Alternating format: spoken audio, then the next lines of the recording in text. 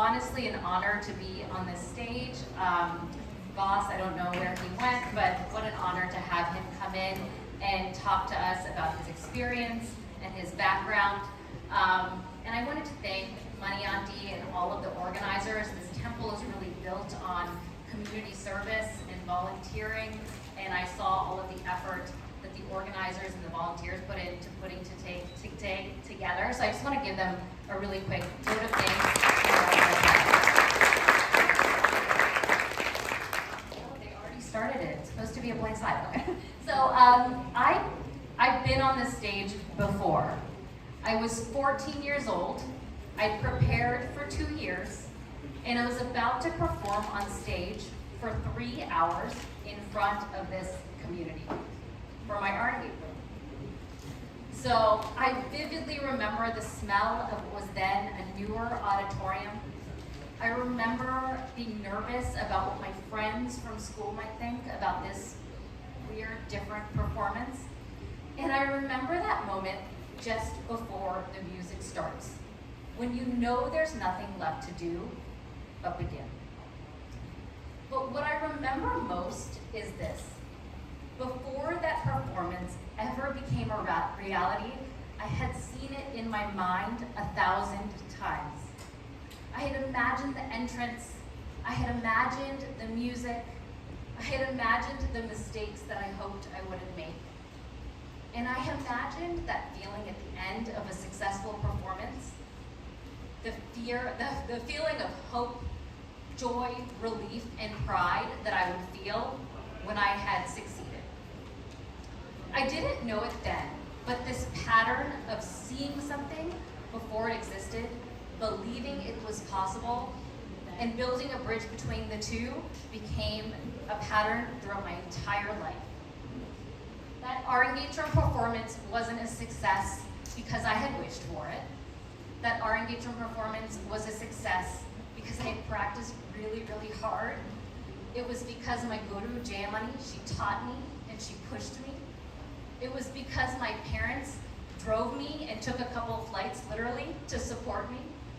And it was a success because so many people from this community showed up for me and my family day in and day out to make dreams for kids like me become a reality. The kids that came before us and the kids that came after me.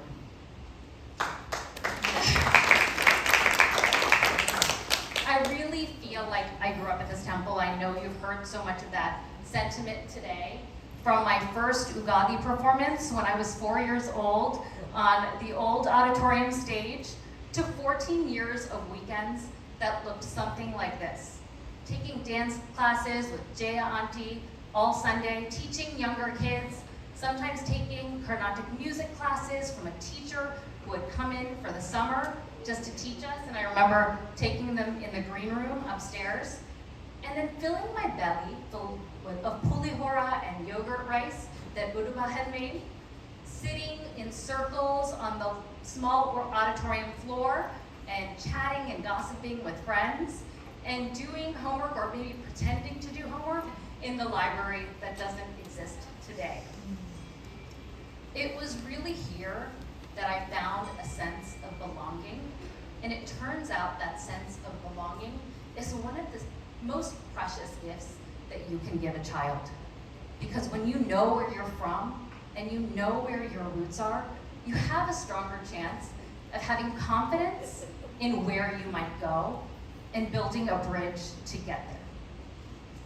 This temple, as Rajiv also mentioned, gave me my current family. So my husband, Mukul Patel, who's in the audience, he grew up between this temple and the Hindu Jain temple. And it was those same friends that I made in that small auditorium sitting around the floor that reconnected us many years later when I was living in New York in my 20s and he was living in Los Angeles. And to be honest, we moved back to Pittsburgh after living in Los Angeles for 7 years. We now have 2 beautiful boys who are in the audience today, Vian and Kalyan, who are 8 and 10. And so, of course, this temple has given me so much more than just roots. It's given me my current day family. You know, although it doesn't need to be said, it has to be said that this temple, as the Nunna sisters and Gopal sisters shared, were built on the shoulders of our parents. Immigrant parents that came to this country with really strong values: education and service, community, hard work, and of course, high expectations. I did want to share that I really empathize with what Voss had said about the expectations that we put on youth, and it's something I think about today as I raise my own children. But we did grow up in a culture where there were high expectations put on us, and I think it made me better. And in my family, those values were most clearly expressed through medicine. So I come from a family of doctors, grandparents, aunts, uncles, cousins, my two parents, Chandrasekhar and Saraswati Gola, who are in the audience, and my brothers. So when I came to my parents my senior year of college, senior year of high school, and I said that I wanted to pursue a career in finance, and I had gotten into the NYU Stern School of Business, there was a pause. It wasn't rejection, it wasn't disappointment, it wasn't anger, it was just a pause. And looking back, it was the pause of immigrant parents that didn't really know about the path that their child has chosen. And I understand that. To their credit, my parents have always supported me completely and fully, and I'm so proud to have them as parents. But I felt the weight of that pause for many years. But I learned something really, really valuable in those early years in college, that sometimes you have to see the path for yourself before the people that love you the most can see it with you. And so I took that pause, that feeling of worry and maybe anxiety, and I fueled that into my career. So when I was at NYU, I spent every summer and working through the year learning about finance, working at investment banks, working at venture capital firms, working at investment management firms, trying to figure out if the path that I had chosen, the unfamiliar one for me and my family, could be one where I could be successful in. After I graduated, I landed a job at a hedge fund, and I spent 7 years working in finance in New York and LA, and I loved it. It was spreadsheets, it was competitive, it was late nights, it was everything that you've probably seen in a movie, and I enjoyed it. But something started to shift. I started to not really enjoy the exercise or theoretical exercise of investing in a company.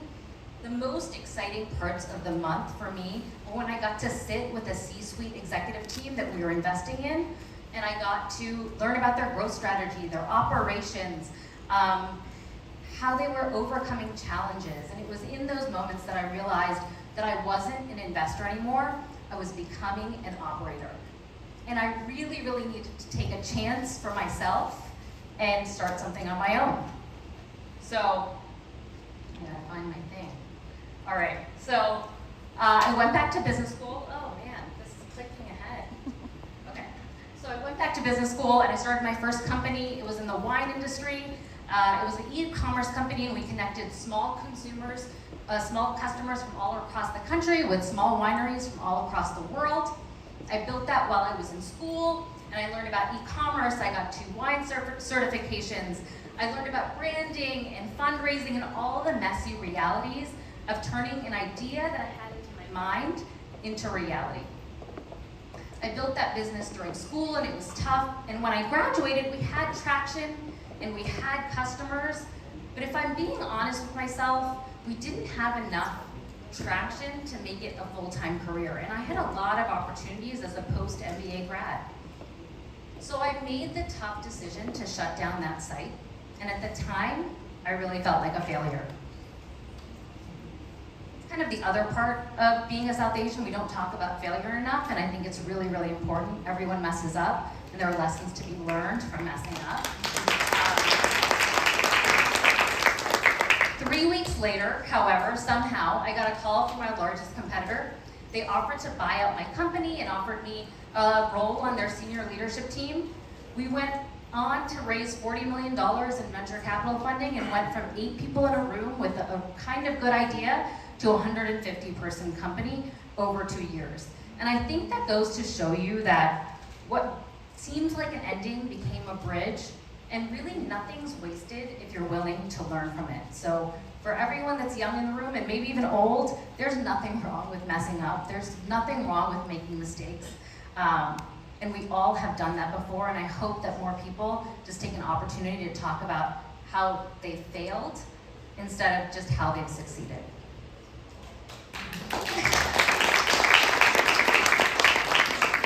So eventually, my husband and I, we moved back to Pittsburgh. After my first child, Vian, was born, I started another company. It was called Lark. It was a children's clothing company. We made clothing from a proprietary textile. It was bamboo and cotton based. It was like a Nike dry fit. It was moisture wicking, it was sun safe, but it was all natural, and it kept kids super comfortable. I built that company into a multi-million-dollar business over 7 years while raising 2 kids. I'll be honest, most days it really wasn't glamorous. It was inventory, it was manufacturing issues, it was supply chain issues, it was raising and trying to figure out how to raise and have 2 kids during COVID. It was photo shoots, it was finding models, it was moving warehouses, it was building a team. It was emails after bedtime, it was big dreams that I had squeezed into small windows of time. But again, just like that R in Vitrum, just like that wine company, it started with a picture. The product, the customers, the brand, and families loving our clothing before one single family ever did. And little by little, I built the bridge for that company. Along the way, we got attention from places I never could have imagined while my team and I were packing orders in our warehouse. Vogue, Forbes, and Inc. magazine. Those moments were exciting, and they made my work feel seen in a way that entrepreneurship and startup life rarely does. I sold that company in 2022, but what I'm most proud of isn't the press or the sale. It was those thousands of families that emailed us every single day saying we made their life a little bit better. Those families that became like friends through emails where I saw their kids grow up in our clothing. And it was knowing that our clothing was part of busy Tuesday mornings and lazy Sunday afternoons. And that's what building something real feels like. It's not about the end. And I tell anyone that has an idea for a business or may want to be a business owner, it's more about the journey than the end itself. And if you can take that point of view, you will be successful.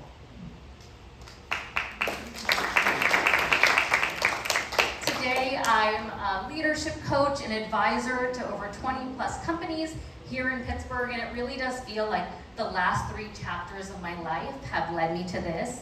It's work that I'm so passionate about because I help business leaders build a better business and build a better life.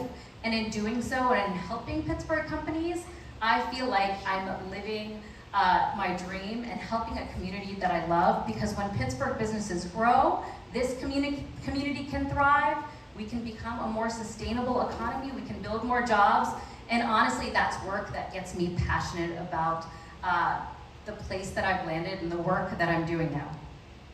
So that's my path today. I built a foundation that was rooted by this temple. I've built 4 careers on top of that, 0 straight lines and no regrets. But when I think about my path, I don't see 4 disconnected dots. I do see the same pattern over and over again. I had to see something before it was, I had to see something before it existed, believe it was possible, and then build a bridge between the two. And in choosing to do that pattern over and over again, I've really built a life that I could have only imagined and achieved goals that I could have never believed that I'd set out to achieve. And so I wanted to take a moment and share this framework with all of you today in hopes of helping you take a few minutes to do the same for whatever goal that you might have. So if you'll humor me,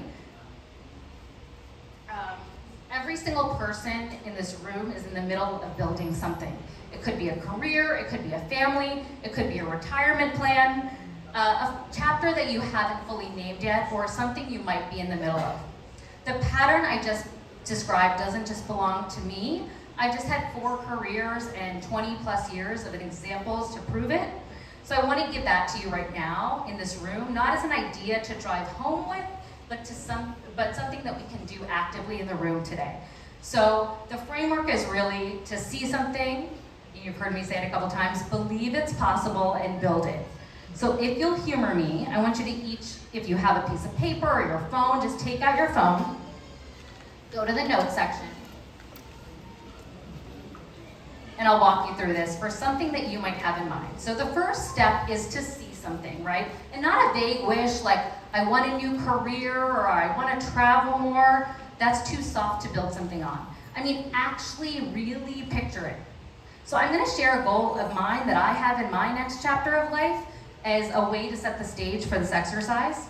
So one of my goals in the next 18 months to 3 years is to spend a summer abroad with my family, 5 to 6 weeks living somewhere else with my husband and my kids, renting an apartment, taking language immersion classes, really getting into a rhythm somewhere long enough for it to change us instead of a vacation that we rush through. Travel more is a wish. 4 to 6 weeks living in another country with my family is a vision that I can start to build towards. So I want you to humor me, maybe take your turn, take your phone out, and I want you to think about something that you want to create, become, or experience in your next chapter. It might be related to your health, your faith, your family. It might have something to do with a relationship with your kids or something that you want to do for yourself. I want you to take 30 to 45 seconds and really visualize what you want that goal to be and just write it down, just like I described my goal. So I'm going to give you 30 to 45 seconds to write it down.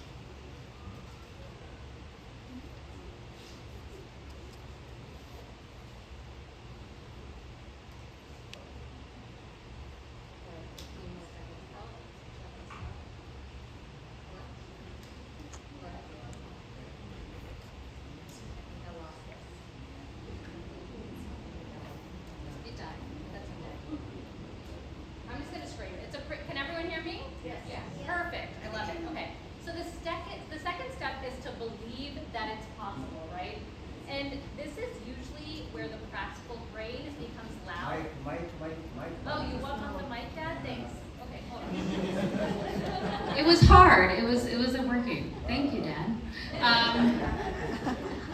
So this is where the practical brain starts being loud. And if I'm being honest, the South Asian kind of tendency to be a little bit risk averse gets louder, right? And so you start thinking about everything that could go wrong or the obstacles that you face when you're thinking about a goal. For me and my goal, it's like what country, what month, what about my clients, what about my husband's schedule? What are we giving up? And are my kids even gonna like this? Or are they gonna be asking where the next Wi-Fi hotspot is the whole time, right? And underneath that, for all of us, when it comes to our dreams and goals, is a quieter question. And it's a question about permission. Do I actually believe that I'm allowed to design my life this intentionally? And do I believe that we can step outside our normal routine without everything unraveling? And that's the belief work. It doesn't mean pretending that obstacles are not real. School, money, budgets for my dream, they're all real. But believing in your goals means that deciding that the obstacles are just things to be solved and not that it should hold you back from imagining what's possible. So I ask you the next question. Write down 1 to 2 sentences. What permission do you need to give yourself? What do you need to believe to make possible the thing that you wrote down in step 1? Write it down, and maybe it looks something like this. It's not too late. I'm allowed to want this. My family can handle the change, or I figured out harder things than this. So if you wrote something down for step 1, I want you to take 30 to 45 seconds and really inspect the belief system that you need to change or something you need to believe to make it a reality. I'm gonna give you 30 seconds.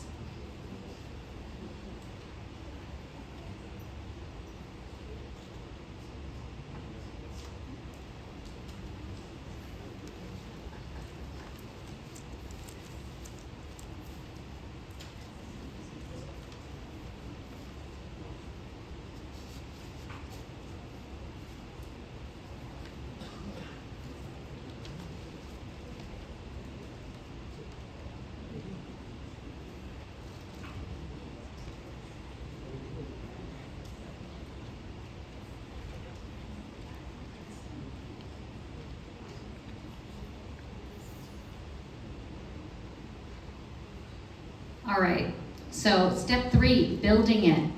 This is where the vision actually gets practical, and this is where the thing that you wrote down in step 1 either becomes something real or stays a someday. For my trip, it means actually making some decisions. What country, what year, school calendars, finding a language immersion school, and having a conversation with my husband and kids to understand what a successful experience entails. Because if I don't define the purpose of that trip, I could build the bridge wrong entirely. The bridge is where the dream becomes boring in the best way possible. Calendars, budgets, conversations. And for me, that first step that I did about 6 months ago was looking into language immersion programs because I wanted to find the best school that could give us the best experience and build our experience from there. So as you look at the thing that you wrote down from step 1, I want everyone to think about 1 to 3 things that they could do in the next 90 days to build that bridge. And I'm not talking about the whole bridge like the Squirrel Hill Tunnel where you're doing it in a week. I'm talking about 1 to 3 small steps, that first plank that you could do in your next 90 days. And I want you next to those 1 to 3 things to set a date so you can hold yourself accountable. It could be a conversation, it could be some research, it could be a number you need to know, it could be a person you need to have a conversation with. So write that down. I'm gonna give you 30 to 45 seconds, 1 to 3 things that you can do in the next 90 days and a date by which you're gonna get them done.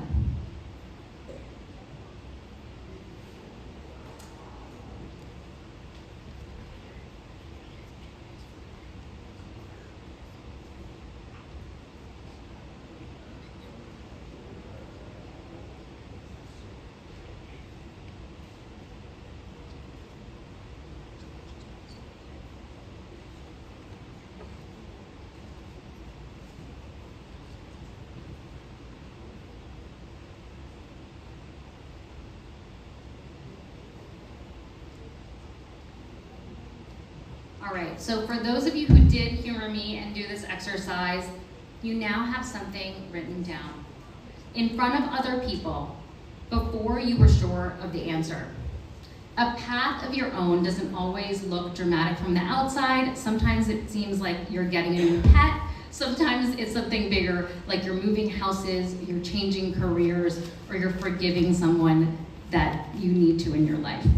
The point also isn't that the thing you wrote down in step 1 becomes exactly how you had pictured it.